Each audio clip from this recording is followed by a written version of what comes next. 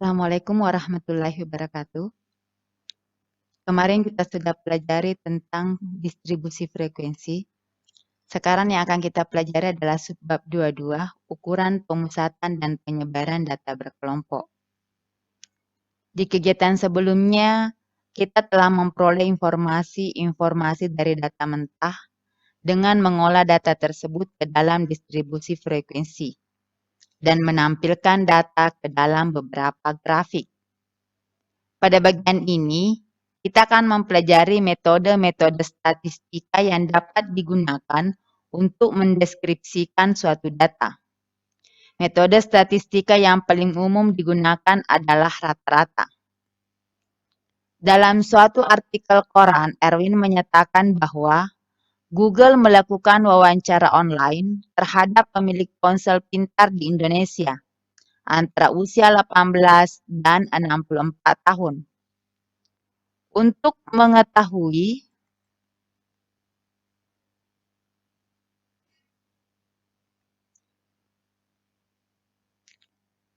mengetahui wawancara itu, maka hasil wawancara yang dilansir Google itu menyatakan bahwa rata-rata aplikasi yang diinstal di Indonesia tahun 2015 adalah sebanyak 31 aplikasi per individu. Pada contoh di atas, istilah rata-rata yang digunakan masih tidak jelas karena ada berbagai macam rata-rata. Beberapa di antaranya adalah rata-rata hitung, rata-rata geometri, dan rata-rata harmonik. Rata-rata merupakan pusat distribusi atau yang paling sering terjadi. Ukuran rata-rata disebut juga dengan ukuran pemusatan data. Ukuran pemusatan yang akan dibahas pada bab ini meliputi rata-rata, dalam hal ini rata-rata hitung, median, dan modus untuk data berkelompok. Subbab dua-duanya tadi pemusatan dan penyebaran data. Kegiatan 221-nya di sini adalah ukuran pemusatan data berkelompok. Kondisi 1 contohnya. Hitunglah rataan hitung pada setiap data berikut. Jadi kalau mencari rataan hitung itu berarti dijumlah 11 ditambah 13 ditambah 16 ditambah 19 ditambah 15 ditambah 10. Dibagi dengan 1, 2, 3, 4, 5, 6. Ada 6 data. Kalau di jumlah ini yang banyaknya data adalah 84. Jumlah datanya adalah 6. 84 dibagi 6 adalah 14. Yang kedua, masih sedikit angka-angkanya dan beraneka ragam angkanya. 8 ditambah 3 tambah 5 tambah 12 ditambah 10 dibagi dengan 5. Jadi sebanyak 38 dibagi 5 adalah 7,6. Jadi, untuk mencari rataan hitung data tunggal, biasa digunakan rumus seperti ini. X rata-rata sama dengan X1 ditambah X2 ditambah X3 ditambah titik-titik ditambah Xn per N. Sama dengan sigma X. Jadi X begini modelnya itu disebut dengan rataan hitung. N itu banyaknya data. X wakil dari data. Yang seperti huruf E itu dibaca jumlah atau dibaca dengan sigma. Sigma. Jadi ini sigma X per N. Kondisi kedua, ini ada contohnya. Hitunglah rata-rata hitung atau rataan hitung dari bilangan-bilangan berikut ini. 5, 3, 6, 5, 4, 5, 2, 8, 6, 5, 4, 8, 3, 4, 5, 4, 8, 2, 5, 4. Cara 1, dengan kondisi tadi, berarti ini dijumlah semua tadi. 5 tambah 3, tambah 6, tambah 5. Ini ditambah-tambah semua sampai tambah 4. Dibagi dengan berapa banyaknya? 1, 2, 3, 4, 5, 6, 7, 8, 9, 10. 1, 2, 3, 4, 5, 6, 7, 8, 9, 10. Jadi ada sebanyak 20. Setelah dijumlah ternyata jumlahnya adalah 96. 96 dibagi 20 sama dengan 4,8. Dengan cara kedua, mengelompokkan angka berdasarkan banyak angka yang sering keluar. Hal ini dimaksudkan untuk mempermudah saat melakukan perhitungan. Angka 5 dulu. Berapa banyak keluar ini? 1, 2, 3, 4, 5, 6. Jadi X-nya adalah 5, F-nya adalah 6. Yang kedua,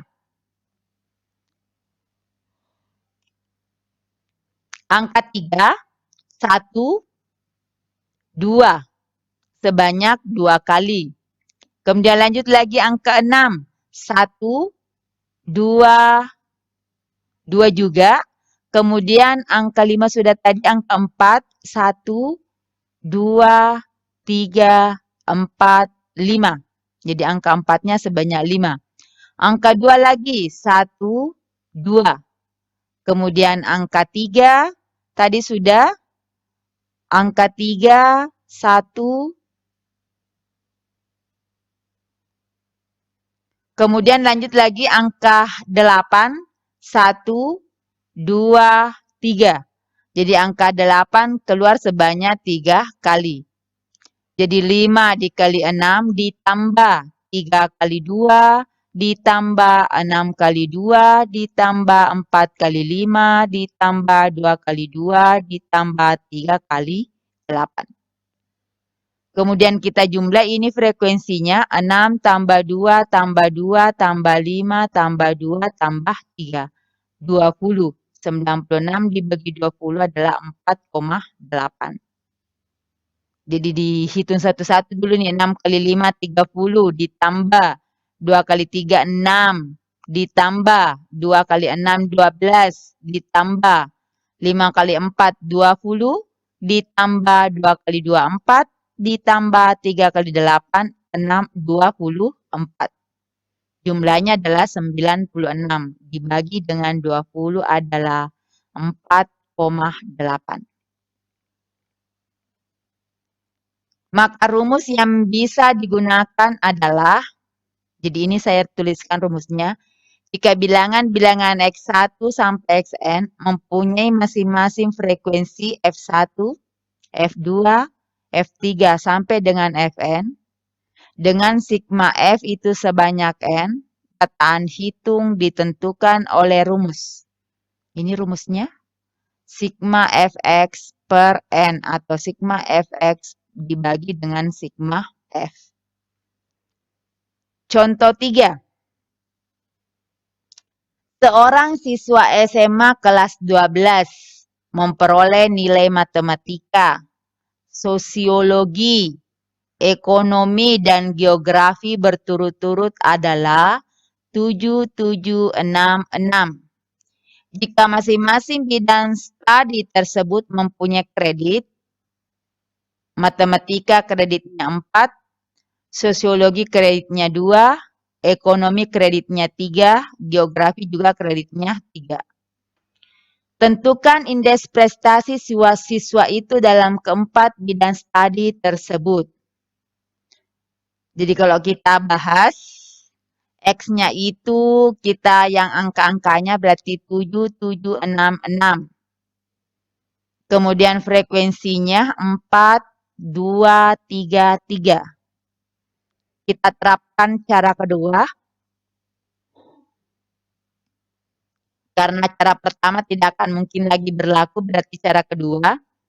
4 dikali 7 ditambah 2 kali 7 ditambah 3 kali 6 ditambah 3 kali 6. Ini jumlahnya 6,5. Contoh berikutnya. Sebuah pabrik kimia mempunyai 80 orang pekerja. Dari keseluruhan pekerja itu, pimpinan pabrik mempunyai ketentuan dalam pembayaran gaji. yaitu 60 orang memperoleh gaji 300.000 per bulan dan 20 orang memperoleh gaji 200.000 per bulan. Berapa rupiah rata-rata uang yang dikeluarkan pimpinan pabrik kimia itu per bulan untuk setiap orang? Maka tentu X-nya ada dua, 300.000 dan 200.000. F-nya untuk yang 300.000 adalah 60, kemudian X-nya untuk yang 200.000, F-nya adalah sebanyak 20 orang. Berarti sigma Fx dibagi dengan sigma F. 60 kali 300.000 ditambah 20 kali 200.000 dibagi dengan 60 tambah 20 adalah 80. Jadi 18 juta ditambah 4 juta hasilnya adalah 22 juta. Dibagi dengan 80 adalah 275.000. Jadi rata-rata gaji yang dikeluarkan per bulan per orang adalah 275.000. 275.000. Lanjut berikutnya. Yang contoh 5. Contoh 5. Rata-rata nilai matematika dari 19 siswa adalah 6,5. Lalu masuk lagi seorang siswa, sehingga rata-rata nilai matematikanya menjadi 6,6.